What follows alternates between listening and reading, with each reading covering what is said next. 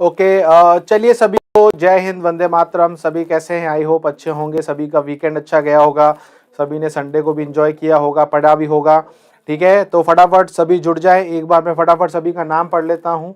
और सर्दियों की वजह से अब जो टाइम है वो हाफ एन आवर आगे बढ़ चुका है, तो सभी क्लासेस का आई थिंक आपको पता चल चुका होगा। तो अब जो पहले हमारा टाइम था 12 बजे, अब वो 12:30 से क्लास होगी। ठीक है, तो आधा घंटा जो टाइम है वो आगे बढ़ा है।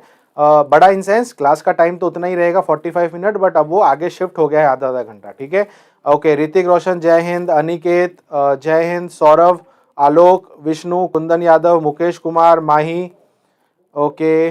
और देखो सौरभ हो गया। चलिए गणेश, ओके, चंदन, माही, शिवम, ओके। और देखते हैं प्रमोद, ओमवीर,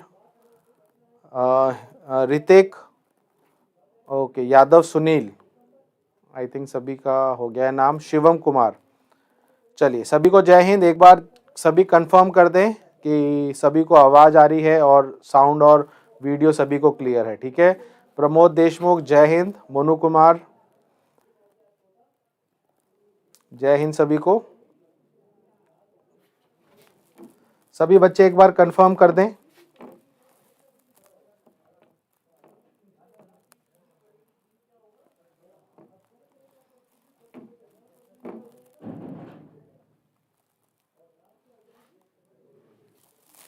सिक्स मंथ होने पर नॉर्मल मेडिकल होगा। जय हिंद सभी को। Yes sir, clear clear, good. चलो प्रदीप चौबे, माही ऑल क्लियर सर जी। सौरभ मत कहिए उनका, पटेल नाम से बोलिएगा। ठीक है, पटेल बोल देते हैं।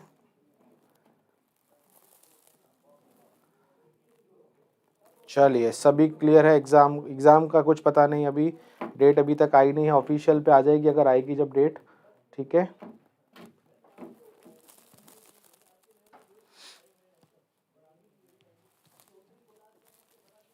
ओके। जय हिंद ठाकुर गोविंद। आई थिंक सभी बच्चे जुड़ रहे हैं, अभी भी देख रहा हूँ मैं जुड़े जा रहे हैं। तो चलिए थोड़ा वेट कर लेते हैं, एक बार सभी जुड़ जाते हैं तो फिर हम स्टार्ट करते हैं क्लास को। ठीक है, ओके।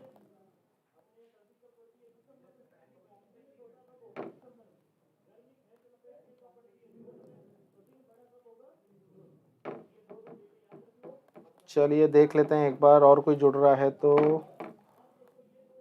ओके, ठीक है,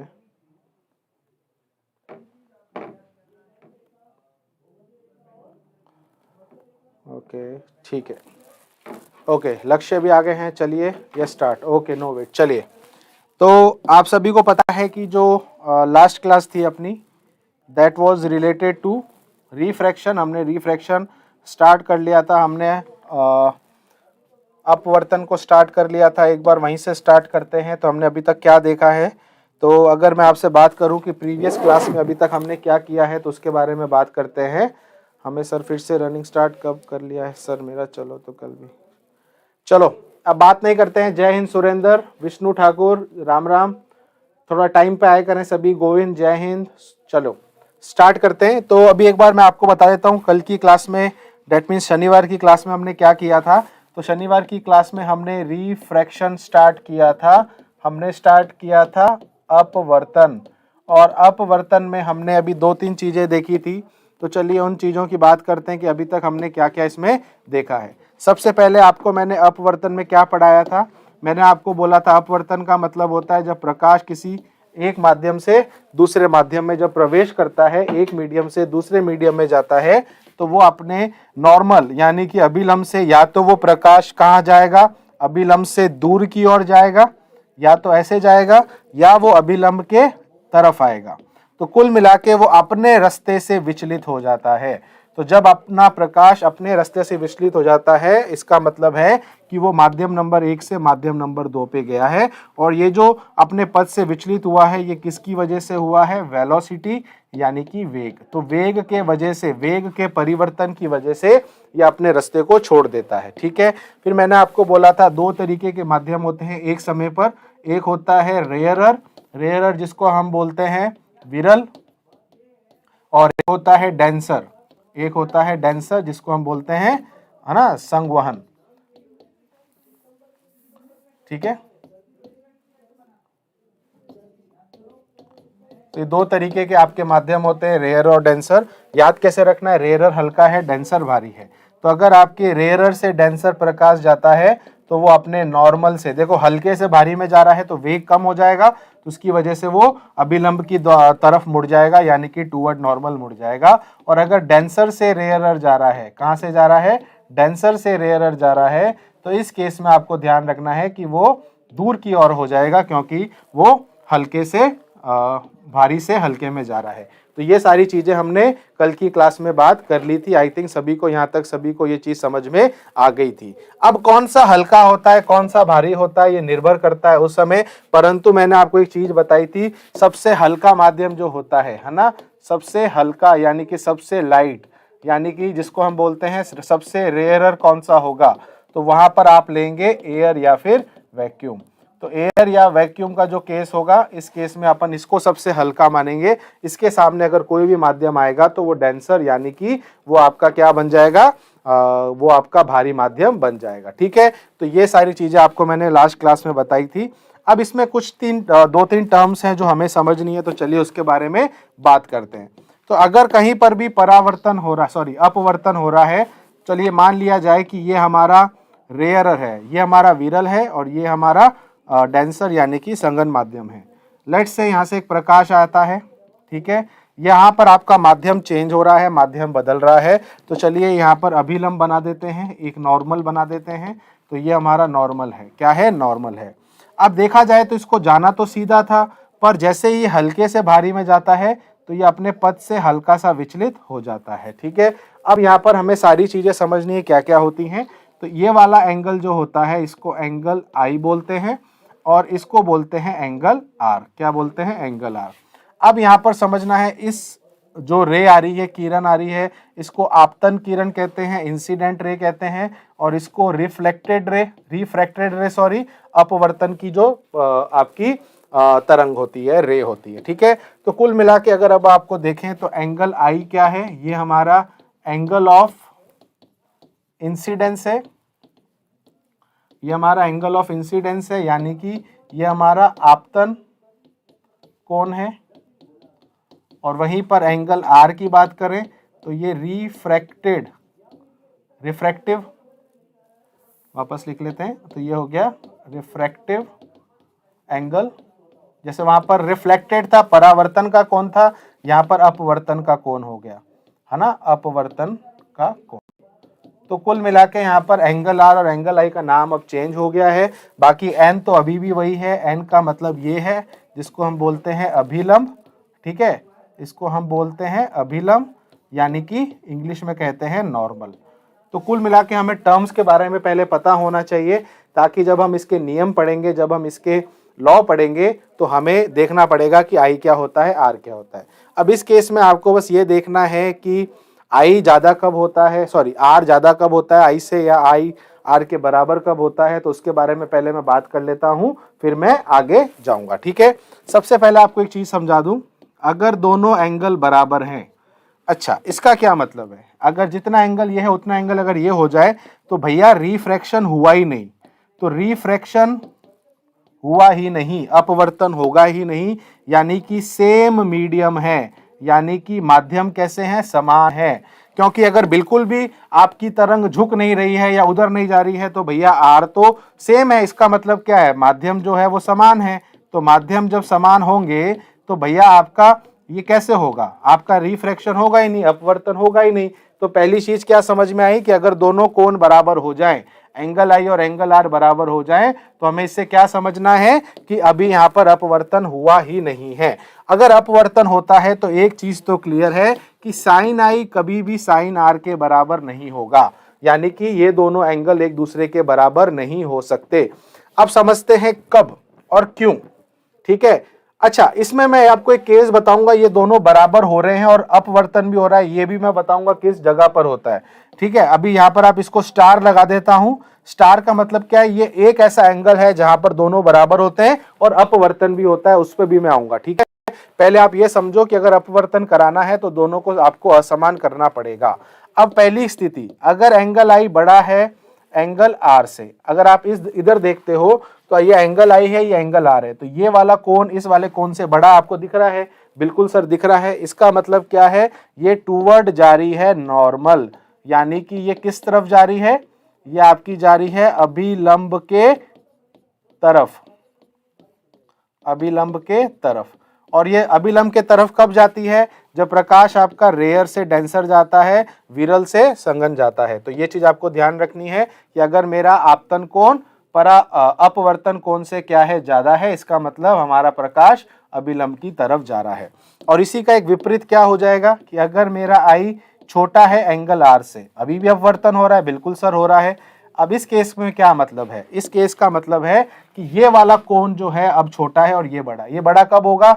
जब ये प्रकाश भारी से हल्के में जाएगा। तो ये तब होगा जब आपका डेंसर से रेयरर, संघन से विरल में जाएगा, यानी कि इसको बोलेंगे away from normal. Away from normal, जब आपका प्रकाश कहाँ जाए? नॉर्मल से दूर जाए, यानी कि अभिलंब से दूर, अभिलंब से दूर। सभी को समझ में आ गया? एक बार कमेंट बॉक्स में यस लिख देना।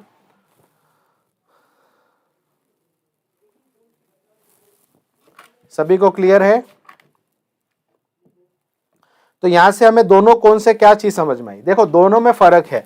आप ये मत सोचना कि परावर्तन और अपवर्तन समान है। अगर परावर्तन और अपवर्तन समान होते तो भैया कि हमारा जो प्रकाश है वो अपने माध्यम से उसका दिशा चेंज होनी चाहिए, अपने जिस दूरी पर जिस दिशा में जा रहा है दूसरी से अपने दिशा से उसको बदलना चाहिए।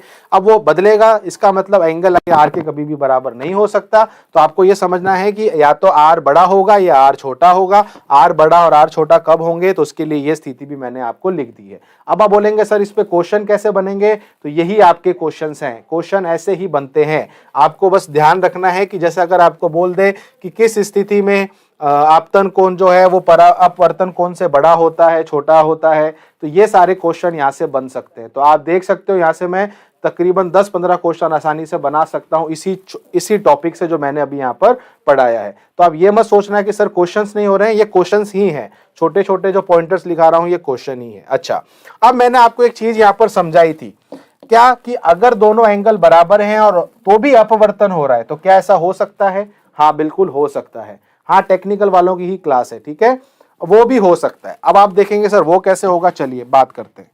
आपने एक चीज नोट करी थी, आपने एक चीज नोट करी थी कि समझ लो मेरे पास यहाँ पर माध्यम बदल रहा है। ये मेरा माध्यम अलग है, लेट से ये मेरा डेंसर है और ये हमारा रेयरर है। ये हल्का माध्यम, ये भारी माध्यम, ठीक है। अभी हमने देखा कि अगर प्रकाश ऐसे आता है तो वो टकराने के बाद अभिलंब के तरफ हो जाएगा। बिल्कुल सही सर, समझ में आ गया। अगर अगर अगर अगर मैं आई को एकदम सीधा लेके आऊं, यानी कि अगर मैं आपतन किरण को ऐसे फेंकूं, ऐसा भी तो हो सकता है ना। अभी आपने क्या किया था? पहले आपने दर्पण से किसी एंगल पर, कोण पर उसको फेंका था। बट अगर आप यहाँ पर देखेंगे, अब मैंने एकदम दर्पण के 90 डिग्री पर फेंका है। कितने पे फेंका है? दर्पण के 90 डिग्री पर। अब आप मुझे कमेंट बॉक्स में बताओ क्या होगा? हमारा जो प्रकाश दूसरे माध्यम में जाएगा तो वो क्या होगा? क्वेश्चन समझ में आया? पहले आपने किसी कोण पर फेंका था तो वो अभिलंब की तरफ मुड़ गया था, बट इस स्थिति में मैं एकदम अभिलंब यानी कि 90 डिग्री पर फेंक रहा हूं दर्पण के। तो मैं आपको बता देना चाहता हूं इस स्थिति में नॉर्मल भी यहीं पर है, अभिलंब भी इसी दिशा में है, तो इसका मतलब एंगल आई हमारा 0 डिग्री होगा। बात समझ में आ गई? अगर आपको कोई बोल दे कि आई 0 है, इसका मतलब समझते हो? इसका मतलब यह है कि आपका जो आई है वो एन की दिशा में है, नॉर्मल अभिलंब की दिशा में है, और इसका मतलब यहां पर यह है कि वो दर्पण के 90 डिग्री पर होगा। अब मेरा प्रश्न आता है कि सर अभिलंब तो अब यहां पर उसी की लाइन में आ गया, तो अब हमारा प्रकाश क्या अभिलंब की तरफ झुकेगा या अभिलंब से दूर जाएगा? बिकॉज हमारा जो माध्यम है वो रेयरर से डेंसर हो रहा है, विरल से संघन हो रहा है। तो इस परिस्थिति में भी ध्यान रखना प्रकाश इसी दिशा में जाएगा, यानी कि ये एक ऐसी स्थिति है, इसलिए मैंने यहाँ पर स्टार लगाया है। इस स्थिति में जो अभी तक हमने सोचा था वो अलग हो गया है। इसका मतलब क्या है? इसका मतलब यह है कि जरूरी नहीं है हर बार आपके प्रकाश की दिशा बदले, आपके प्रकाश अपने रास्ते से बदले। एक ऐसा केस है, एक ऐसा आप कह सकते हो परिस्थिति है जब दोनों एक ही दिशा में चलेंगे। इस स्थिति में देखो आर भी क्या हो जाएगा? 0। इसका मतलब ये है कि ये वाला जो केस है ये बहुत महत्वपूर्ण केस है, इसको बहुत अच्छे से समझना, क्योंकि यहां पर रुकेगा नहीं, प्रकाश तो चलेगा। देखो मैं ये बिल्कुल नहीं कह रहा हूं, सुनना, अगर उदाहरण देता हूं ना, उदाहरण दे रहा हूं कि अगर समझ लो यहां पर इसका वेग है 100 मीटर पर सेकेंड, उदाहरण दे रहा हूं, तो ऐसा नहीं है कि यहां पर जाएगा तो इसका वेग 100 रहेगा, नहीं, इसका वेग हो जाएगा लेट से 50 मीटर पर सेकेंड, तो वेग तो कम हो रहा है, यानी कि आपकी जो वेलोसिटी है वो तो कम हो रही है। मैं ये बिल्कुल नहीं कह रहा हूं कि वेलोसिटी कम नहीं हो रही है, वेग नहीं घट रहा है, वेग घट रहा है, बट वो उसी दिशा में जाएगा और वो सिर्फ इसी दिशा में ही होगा, यानी कि वो इसी केस में होगा। इसी केस में हमारा एंगल आई और एंगल आर क्या होते हैं, बराबर होते हैं, और इस केस में ही हमारा रिफ्रैक्शन हो रहा है। तो मैंने आपको बोला वैसे तो दोनों एंगल अगर बराबर होंगे तो अपवर्तन नहीं होगा, बट यहां पर वो चीज गलत हो गई, तो एक परिस्थिति में दोनों में अपवर्तन होगा, दोनों के कोण को समान रखते हुए भी। इसका मतलब ये है, एग्जाम्पल दीजिए, ठीक है, एग्जाम्पल नहीं, सिंपल सी चीज है यार, देखो मेरी बात समझो, एग्जाम्पल देते हैं। चलो मान लिया जाए ये पानी की बोतल है, ठीक है, अब यहां पर बात समझना, डेली लाइफ का एग्जाम्पल देख लो, बहुत सिंपल सी चीज है। इसके अंदर पानी ऊपर तक भरा हुआ है, प्रकाश इसमें पहले मैं ऐसे फेंक रहा था, है ना, जब प्रकाश ऐसे जा रहा था तो जैसे ही वो प्रकाश यानी कि लाइट पानी में गई तो वो ऐसे हल्की सी झुक गई, वो ऐसे हल्की सी, देखो ऐसे गई, ऐसे जाना चाहिए था बट वो ऐसे झुक गई पानी के अंदर, ठीक है। अब ये तो केस हो गया जब आपने उसको एक एंगल पर फेंका था, कोण पर फेंका था, ठीक है। अब आप उसको ऐसे फेंक रहे हो, अब सीधा आ रहा है, तो आप मुझे बताओ जब सीधा आएगा प्रकाश, है ना, तो क्या वो पानी में जाएगा? नहीं, क्या सर जाएगा, यानी कि वो पानी के अंदर चला गया, पानी के अंदर चला गया। तो आप देख रहे हो कि जिस दिशा में वो आया था उसी दिशा में चला गया। तो ये सिर्फ तब होगा जब वो पानी की सतह के लंब होगा, तो जब वो पानी की सतह के लंब आएगा, 90 डिग्री पर आएगा, तब वो अपना वेग बदल देगा। देखो मैंने आपको ये बिल्कुल बोला था कि जो वेग है, वेलोसिटी है, वो तो हमेशा बदलती है, वो तो हमेशा बदलती है, स्पीड कभी सेम नहीं होती। यही तो बात है। आपको लग रहा है कि सर अगर एक ही दिशा में जा रहा है तो स्पीड सेम है, नहीं, ऐसा नहीं है। आप खुद देखो, जब आप पानी से भरे बर्तन में एकदम सीधा बर्फ को फेंकते हो तो क्या बर्फ मुड़ती है? बर्फ तो सीधी जाएगी। तो जिस डायरेक्शन में लाइट आएगी, लाइट तो उसी डायरेक्शन में जाएगी, अगर आप उसको सीधा फेंक रहे हैं, है ना। अगर आपने उसको थोड़ा भी कोण पर दे दिया, यानी कि थोड़ा भी उसको क्या कर दिया, आपने एंगल पर रख दिया, तो वो मुड़ जाएगी। अंदर रखो सर।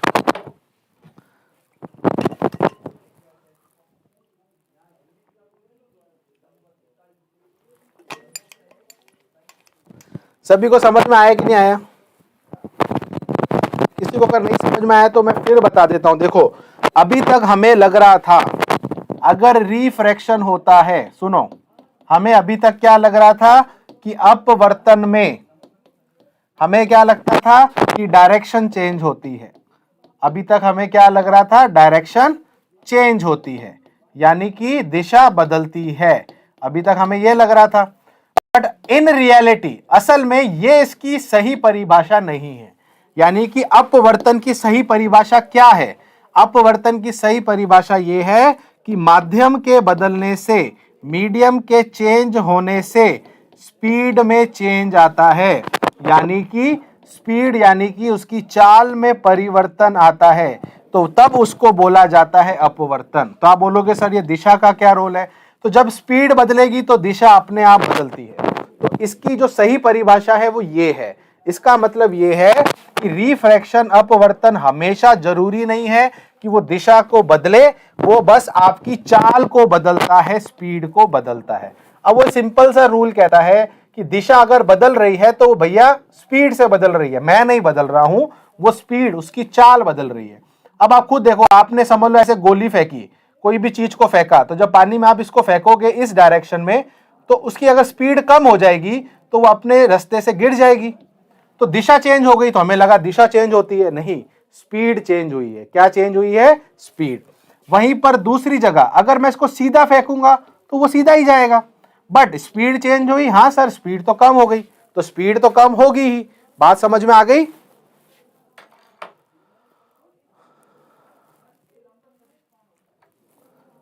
सर बट सिक्का को सीधा डालेंगे तो बाल्टी में तो वो तो मुड़ जाता है। नहीं मुड़ता, सीधा जाता है। पहली चीज तो सिक्का तो हम डालना नहीं, हम लाइट की बात कर रहे हैं, नेटवर्क नहीं था, लेट हो गए। अच्छा, अभी सबको आवाज आ रही है ना? अच्छा, सब मुझे एक बार बताओ कमेंट बॉक्स में, क्या ये पॉइंट सभी को समझ में आया? यस सर नो बताएं, बिकॉज ये अच्छा प्रश्न यहां से बनता है। आप कभी भी अपवर्तन को ये मत समझना कि अपवर्तन का मतलब दिशा का बदलना। दिशा अगर बदलती है तो बदले, उसको क्या है, बदले ना बदले हमें उससे कोई मतलब नहीं है। हमारा मेन परिभाषा क्या है? माध्यम के बदलने से, डायरेक्शन के बदलने से अगर आपके स्पीड की, साउंड की स्पीड अगर बदले तो वो अपवर्तन है, ये इसकी परिभाषा है। अब अगर स्पीड बढ़ती है, घटती है, तो दिशा बदलेगी या नहीं बदलेगी वो बात की बात है। दिशा बदलना ही हमारी परिभाषा नहीं है, असल में हमारी परिभाषा स्पीड से है। हाँ, बट फ्रीक्वेंसी चेंज नहीं करती। हाँ बिल्कुल, फ्रीक्वेंसी चेंज नहीं करती, आगे जाके आएगा सौरभ, थोड़ा अभी ध्यान रखें। बट अभी अभी मैं सिर्फ स्पीड की बात कर रहा हूं, ठीक है? तो ध्यान रखना, एक ऐसा केस होता है जहां पर प्रकाश अपनी दिशा को नहीं बदलता, वो तब होता है जब एंगल आई और एंगल आर 0 डिग्री होता है, या फिर माध्यम के 90 डिग्री पर अगर आप प्रकाश को भेजते हैं, लाइट को भेजते हैं, तो वो उसी दिशा के अंदर नीचे आएगा। सभी को ये चीज क्लियर हो जानी चाहिए। बाद में मत कहना कि सर ये कंफ्यूजन था कि प्रकाश मुड़ा क्यों नहीं। तो इस केस के अंदर, इस परिस्थिति के अंदर प्रकाश मुड़ता नहीं है, बट तो भी अपवर्तन हो रहा है, तो भी रिफ्रैक्शन हो रहा है, क्योंकि चाल कम हो गई। आप बोलोगे सर 50 कैसे लिया? मैंने एक उदाहरण आपको दिया था, अगर वो 100 थी तो अब 50 हो गई है, ठीक है? डेफिनेशन लिखवा दिया करो सर जी। चलो डेफिनेशन लिख लो, मैं एक बार बोलता हूं हिंदी में, एक बार बोलूंगा इंग्लिश में। जिसको भी डेफिनेशन लिखनी है अपवर्तन की वो लिख ले। चलो पहले हिंदी में बोलता हूं। माध्यम में परिवर्तन से जब प्रकाश की चाल बदल जाए, माध्यम के परिवर्तन से जब प्रकाश की चाल बदल जाए, तो उस क्रिया को अपवर्तन कहा जाता है। ठीक है, सबको समझ में आ गया? अब इंग्लिश में बोल देता हूं। When the speed of light changes due to change in medium, when the speed of light changes with the change in medium, then this event is known as refraction of light. I hope सबको अब समझ में आ गया होगा। प्रकाश का मुड़ना विवर्तन होता है, वो अलग चीज है। डिफ्रैक्शन अपवर्तन, विवर्तन, वहां पर हम प्रकाश को मोड़ते हैं। यहां पर प्रकाश मुड़ रहा है, वो तो चाल की वजह से मुड़ रहा है, बट असल में चाल मुड़ना ही हमारा काम नहीं है। ठीक है, चलो आगे चलते हैं। अब चलिए, अब देखिए, जब अपन बात कर ही रहे थे तो हमें सारी चीज समझ में आ गई है, तो चलिए अब देख लेते हैं नोट्स में क्या लिखा है। अब नोट्स में आपको देखो यही लिखा है, जब प्रकाश किरण एक माध्यम दूसरे माध्यम में प्रवेश करती है तो किरण की दिशा में परावर्तित हो जाती है। अब ये जो चीज है आप उसको मैंने बता दिया है, दिशा का जो खेल होता है वो सारा चाल से होता है। अब अपवर्तन के नियम क्या है? अब जैसे हमने 2 नियम पढ़े थे रिफ्लेक्शन में भी, तो यहाँ भी 2 लॉ होते हैं। 2 लॉ क्या क्या होते हैं? पहला नियम देख लेते हैं। पहला नियम कहता है एंगल आई, एंगल आर और एन, है ना, सब एक तल में होते हैं। किस में होते हैं? एक तल में, यानी कि सेम प्लेन में। तो ये नियम तो सेम है, इसमें तो किसी को कोई डाउट होनी नहीं चाहिए। सेकंड लॉ जो होता है इसको कहा जाता है स्नेल्स लॉ। क्या बोला जाता है? Snell's law. हिंदी में भी स्नेल का नियम कहते हैं। अब ये लॉ क्या बोलता है? मैंने आपको ये तो बोला साइन आई जरूरी नहीं है हर बार साइन आर के बराबर होगा, कभी बराबर भी हो सकता है, बराबर नहीं भी हो सकता है। तो इसीलिए क्या चीज है जो इस नियम में बताई गई है, वो गया है कि साइन आई और साइन आर जो होते हैं ये बराबर होते हैं। तो ये स्नेल्स का नियम है। तो सेकंड लॉ यानी कि स्नेल्स का नियम क्या कहता है? एंगल आई का साइन और एंगल आर का साइन हमेशा बराबर होता है। अगर आप यहाँ पर देखेंगे, इसमें यहाँ पर यही लिखा हुआ है कि साइन आई और साइन आर का अनुपात हमेशा नियत होता है। अब यहाँ पर मैं आपको एक चीज बताना चाहता हूं कि जब अपन यहाँ पर इसको इधर ले आएंगे तो अपन इसको ऐसे भी लिख सकते हैं, sine i upon sine r का जो अनुपात है, जो रेशियो है ना, वो भी कांस्टेंट होता है, यानी कि नियत होता है। तो बेसिकली देखा जाए, ठीक है, तो इसको चलो इक्वल मत लिखो, इक्वल गलत हो जाएगा, कहना जरूरी नहीं हर बार एक होगा। ठीक है, तो आप इसको ऐसे लिख लो। स्नेल्स लॉ क्या बोलता है? साइन आई और साइन आर का जो अनुपात है वो हमेशा नियत रहता है। यहां पर मैं ये बिल्कुल नहीं कह रहा हूं कि दोनों का जो क्या बोलते हैं, मैं यहां पर ये बिल्कुल नहीं कह रहा हूं कि दोनों हमेशा बराबर होंगे, वो डिपेंड करता है। पर असल में नियम क्या कहता है, दोनों का अनुपात हमेशा नियत रहता है, यानी कि कांस्टेंट रहता है। अब यहां पर हम इस नियत की जगह क्या रखते हैं, तो इस नियत की जगह हम रखते हैं म्यू। अब इसको बोला जाता है म्यू, कई बुक्स में इसको स्मॉल एन भी कहा जाता है। तो दोनों तरीके से आप इसको लिख सकते हो। ये म्यू या एन, इसका नाम क्या है, इसको बोलते हैं रिफ्रैक्टिव इंडेक्स। क्या बोलते हैं, रिफ्रैक्टिव इंडेक्स, और हिंदी में बोलते हैं अपवर्तनांक। ठीक है, अपवर्तनांक, है ना। अपवर्तनांक एक गुणांक है, एक कांस्टेंट है, जो कि हर माध्यम का अलग अलग होता है, हर माध्यम का अलग अलग होता है। तो अलग अलग ये होते हैं, यानी कि डिफरेंट होते हैं हर मीडियम के, डिफरेंट ऑफ एवरी मीडियम। तो हर मीडियम के ये अलग अलग होते हैं। तो ये जो म्यू होता है, यानी कि ये जो आपका म्यू होता है या जो एन होता है, जो कि एक अपवर्तनांक है, यानी कि रिफ्रैक्टिव इंडेक्स है, ये हर माध्यम का अलग अलग होता है। अगर आप वो पानी ले रहे हो, अगर आप वो हवा ले रहे हो, है ना, तो हर का ये अलग अलग होता है। तो अभी आप बस ये ध्यान रख लो कि अपवर्तनांक जो होता है ये हर माध्यम का अलग अलग होता है।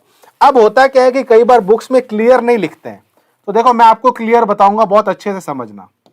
अगर आप इस माध्यम से, लेट से ये माध्यम नंबर 1 है, ये माध्यम नंबर 2 है, इस माध्यम का अपवर्तनांक μ1 है, इस माध्यम का अपवर्तनांक रिफ्रैक्टिव इंडेक्स μ2 है। अब प्रकाश कहां से आ रहा है, 1 से 2 में, तो प्रकाश आया 1 से 2 में। तो यहां पर अगर मैं स्नेल्स का नियम लिखूंगा तो क्या बनेगा, तो स्नेल्स का नियम बनेगा sin I upon sin R। अब यहां पर सुनना, इसको लिखते हैं, लाइट कहां से आ रही है, 1 से 2 में, तो यहां से 1 से 2 क्या लिखा है मैंने कि ये प्रकाश 1 से 2 में आ रहा है, तो ये जो अनुपात है ये समान रहेगा। आप चाहो तो इसको ऐसे भी लिख सकते हो μ2 बाय μ1। तो ये एक इंपॉर्टेंट है, कई बुक्स में ये ढंग से लिखा हुआ नहीं होता, तो आप समझ लेना। अगर आपको कोई बोल दे कि नहीं सर प्रकाश तो 2 से आ रहा है, तो क्या होगा, तो चलिए 2 से भी देख लेते हैं। अगर हमारा प्रकाश 2 से आ रहा है, तो इस परिस्थिति में एंगल आई ये हो जाएगा, एंगल आर ये हो जाएगा। तो इस परिस्थिति में sin I upon sin R क्या हो जाएगा, उल्टा हो जाएगा। अब 2 से 1 में आ रहा है, तो यहाँ पर हम उल्टा करते हैं, यहाँ μ1 से μ2 हो जाएगा। तो ये दोनों वेरिएशन आप अच्छे से लिख लेना, ये आपके काम आने वाला है। ठीक है, बात सभी को समझ में आ गई है।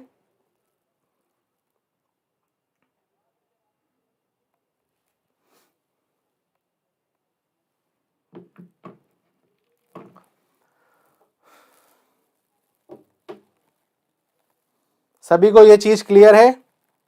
तो sin I upon sin R जो है वो आपका क्या हो जाएगा, 2 μ2 1, यानी कि μ1 बाय μ2। ठीक है, सभी को क्लियर है, प्लीज एक बार सभी कंफर्म कर दीजिए, हाँ सर समझ में आ गया है। अब आप देखेंगे यहां पर कि ये अनुपात जो होता है ये तो एक नियत रहेगा, क्योंकि एक संख्या आएगी 2, अगर मैं अनुपात निकाल लूंगा इनका, ये तो हमारा एक क्या है, ये तो हमारा एक तरीके से देखा जाए तो एक आप कह सकते हो विमाहीन मात्रकहीन राशि है। तो यहां पर आप एक क्वेश्चन आता है जो बहुत अच्छा क्वेश्चन है, म्यू यानी कि रिफ्रैक्टिव इंडेक्स। इंडेक्स जो होता है, हमेशा ध्यान रखना, ये हमारा यूनिटलेस और डायमेंशनलेस होता है, यानी कि ये हमारा विमाहीन एवं मात्रकहीन होता है। तो ये कैसा होता है, विमाहीन और मात्रकहीन।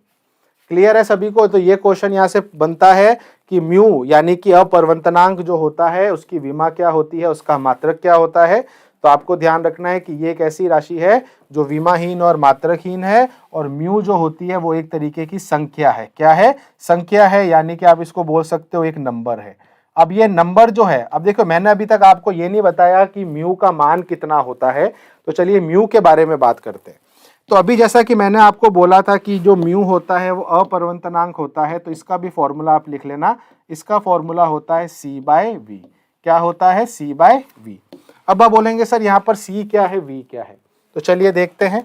c यहाँ पर है speed of light, speed of light, और v क्या है, इसको बोलते हैं speed of light in medium. जिस माध्यम की हम बात कर रहे हैं उस माध्यम में उसकी चाल। हिंदी में देख लेते हैं, इसको हम बोलते हैं प्रकाश की चाल। अच्छा, ये प्रकाश की जो चाल है ये कहां पर है? निर्वात में। कहां पर है? निर्वात में, यानी कि वैक्यूम में। और ये जो है ये क्या है? ये भी चाल है किसकी? प्रकाश की। पर ये कहां पर है? ये किसी भी माध्यम में है। तो दोनों में फर्क समझ में आ गया। तो ऊपर C आता है, नीचे क्या आता है? V आता है। अब अगर उदाहरण देता हूं आपको कि अगर मैं बोल दूं कि प्रकाश में ये जो C है ये क्या है, तो ये वैक्यूम के अंदर जो सबसे ज्यादा होती है निर्वात में, जो कि कितनी होती है? ये होती है। तो आप इसको डायरेक्ट याद कर लेना। तो एक चीज तो क्लियर होगी कि सर ये वाला जो मान है ये तो हमारा फिक्स हो गया। क्या हो गया? फिक्स हो गया। अब एक चीज हमेशा ध्यान रखना कि प्रकाश की चाल ये सबसे मैक्सिमम होती है, यानी कि इससे ज्यादा आपका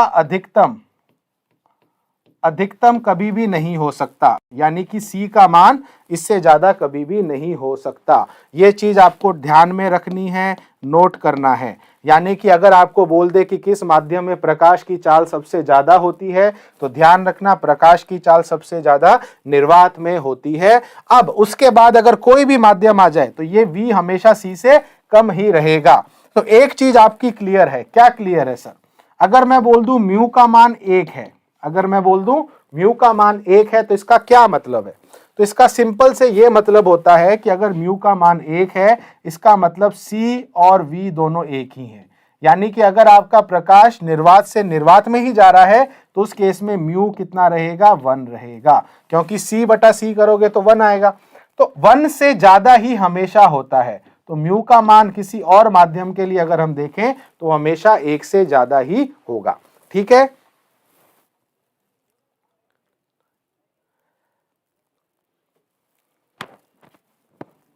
देखो C तो यहां पर कांस्टेंट है। C यहां पर क्या है? कांस्टेंट है। वो तो यहां पर क्या है?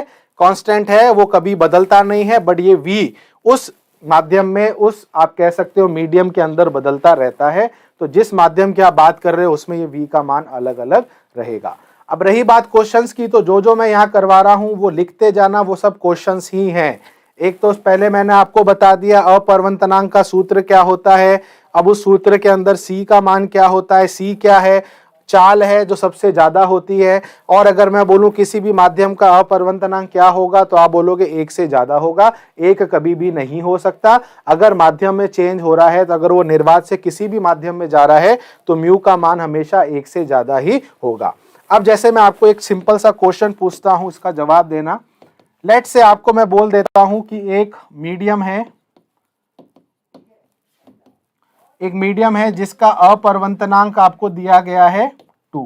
कितना दिया गया है? 2। ठीक नहीं, इसका अपन ऐसे कर लेते हैं। एक मीडियम है जिसमें स्पीड ऑफ जो लाइट है, आपको बोल रहा है कि स्पीड ऑफ लाइट जो है वो है आपकी लेट से 2 × 10⁸ मीटर पर सेकेंड। हिंदी में बोल देते हैं कि कोई भी एक माध्यम है। अब इस माध्यम में जो आपकी चाल है वो कितनी है? वो है 2 × 10⁸ मीटर पर सेकेंड। अब आपको बताना है इस माध्यम का अपवर्तनांक कितना होगा। क्वेश्चन फिर बता देता हूं। एक माध्यम है जिसमें जो माध्यम में जो चाल है प्रकाश की वो कितनी है? सर अनुचुंबकीय, अरे कुंदन कहां से क्वेश्चन कहां पर आ जाते हैं सर। अनुचुंबकीय और प्रति चुंबकीय में क्या अंतर है? हर बार मैं फंस जाता हूं। अभी यार ये टॉपिक अलग है वैसे कुंदन, मैं आपको अलग से बता दूंगा बाद में, ठीक है? नहीं तो वो टॉपिक पूरा अलग हो जाएगा। ओके, तो आप देख सकते हैं यहां पर आपको बोल रहा है कि किसी माध्यम में प्रकाश की चाल कितनी है, तो किसी माध्यम में प्रकाश की चाल ये है। ठीक है, तो अब आपको ये चीज समझनी है यहां पर कि 2 × 10⁸। अब यहां पर आपको ये चीज ध्यान में रखनी है कि ये यहां पर वेलोसिटी है। ठीक है सर, समझ में आ गया। अब आपको यहां पर ये चीज देखनी है कि ये v है और c की वैल्यू तो फिक्स होती है, इसलिए तो कभी बदलेगी नहीं। तो अगर हमें अपवर्तनांक निकालना है उस माध्यम का, तो उस माध्यम के अंदर c/ उस माध्यम में उसका वेग, यही तो करना है। तो 3 × 10⁸ अपॉन 2 × 10⁸। तो 8 से 8 गया 10⁸, तो बचा 3/2, तो कितना आ गया? 1.5। तो आप देख सकते हैं ये 1 से क्या है? ज्यादा है। हाँ, KACH 1.5 बिल्कुल तो सभी को क्लियर है। मीटर पर सेकंड कौन लिख रहा है? ये चंदन, ये वेग नहीं है ये वेग नहीं है। कई बच्चे इसको मीटर पर सेकंड में लिख रहे हैं। भैया क्यों ऐसा कर रहे हो? पाप मत करो। ये मीटर पर सेकंड में मत कर देना। ये अपरिवर्तनांक है, ये विमाहीन और मात्रकहीन है। इसकी कोई यूनिट नहीं होती है, कोई डायमेंशन नहीं होती है। ठीक है, चलिए एक क्वेश्चन और देता हूं, इसका जवाब दीजिए।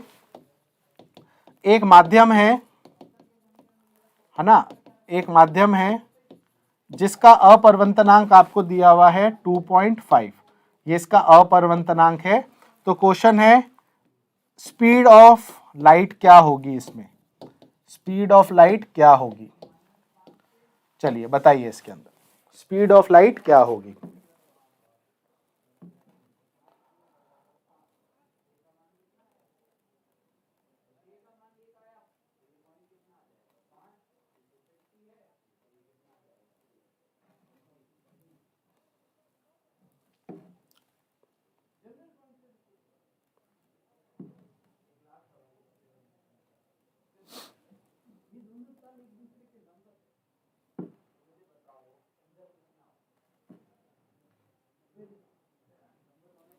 चलिए सभी जवाब दीजिए।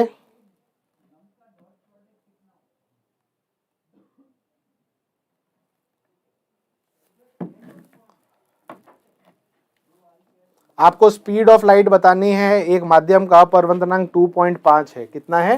2.5। अब देखिए यहां पर आपको म्यू दिया हुआ है, तो म्यू दिया हुआ है 2.5।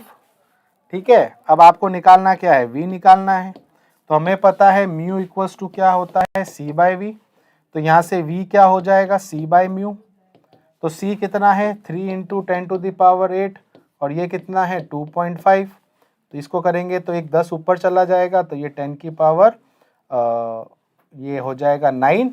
तो ये हो जाएगा 3/25 इंटू 10 की घात 9, और इसकी यूनिट मीटर पर सेकंड में होगी। आप इसको सॉल्व कर लेना, 3/25 जो भी आएगा। ठीक है, तो 1.2 10 के, हाँ ठीक है, समझ में आ गया सभी को। ठीक है, चलिए तो इसी के साथ आज की क्लास को यहीं पर एंड करते हैं। तो जो मैंने चीज़ें आपको बताई हैं, प्लीज़ इसको अच्छे से पढ़ के आना, याद करके आना, क्योंकि ये आपके बहुत काम आने वाली है।